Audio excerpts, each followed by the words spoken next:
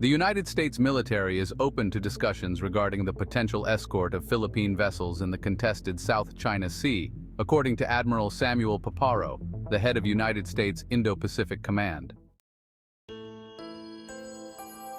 His comments came during a news conference in Manila alongside Philippine Armed Forces Chief General Romeo Brawner Jr., amid rising tensions between Beijing and Manila in the region.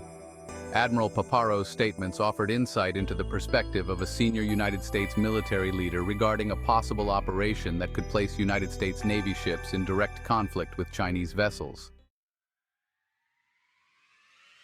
Philippine ships frequently encounter Chinese Coast Guard, Navy, and suspected militia vessels while attempting to resupply Filipino personnel stationed in areas of the South China Sea claimed by both nations. As these encounters become increasingly aggressive, resulting in injuries to Filipino sailors and damage to their vessels, the Philippine government has faced pressure to consider invoking its treaty alliance with the United States.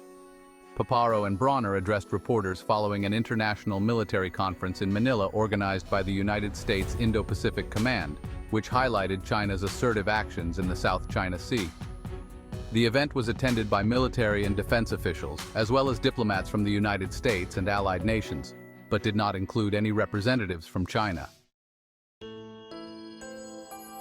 When asked if the U.S. military would contemplate escorting Philippine ships delivering supplies to Filipino forces in the South China Sea, Paparo responded, "Certainly, within the context of consultations."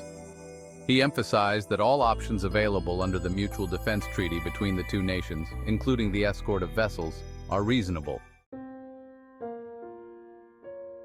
Brawner approached the suggestion with caution, noting that it could conflict with Philippine laws, including a constitutional prohibition on foreign forces participating directly in local combat operations.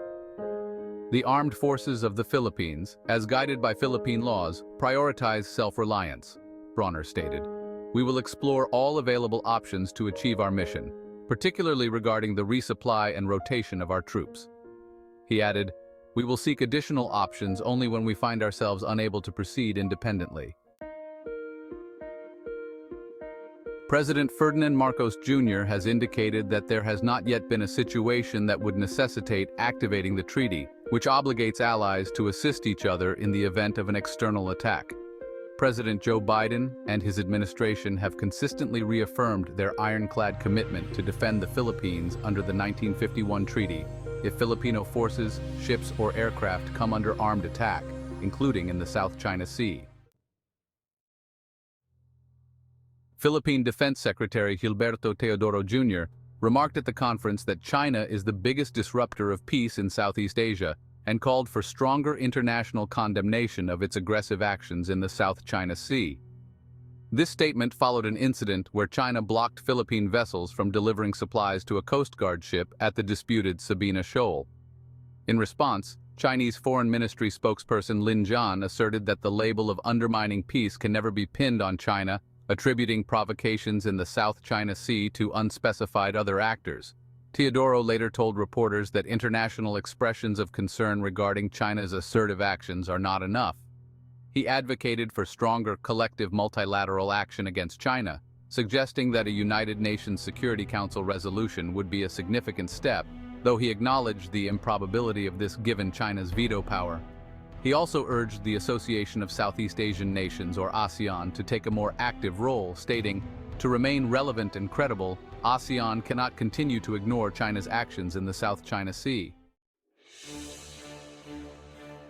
In a recent incident, Philippine officials reported that China deployed an excessive force of 40 ships to block 2 Philippine vessels from delivering supplies to the BRP Teresa Magbanua at Sabina Shoal.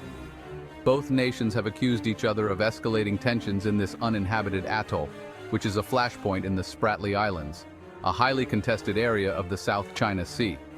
The Philippine Coast Guard reported that Chinese Coast Guard and Navy ships, along with 31 suspected militia vessels, obstructed the delivery, which included food items for personnel aboard the BRP Teresa Magbanua as the Philippines celebrated National Heroes Day.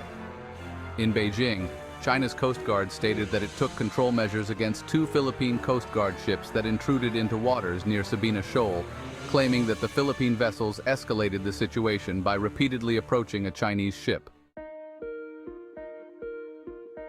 China has rapidly expanded its military presence and has become increasingly assertive in asserting its territorial claims in the South China Sea, which it claims almost in its entirety.